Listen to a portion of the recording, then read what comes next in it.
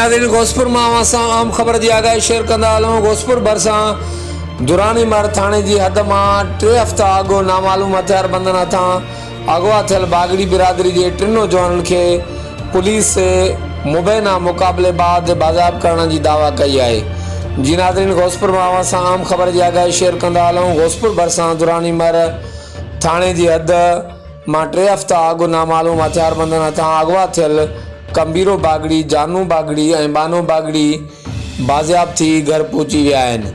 नौजवाननि जे घर पहुचण ते ख़ुशी वारो माहौल आहे। जी नाज़रीन, घोसपुर मां सां आम ख़बर जी आगाही शेयर कंदा हलूं।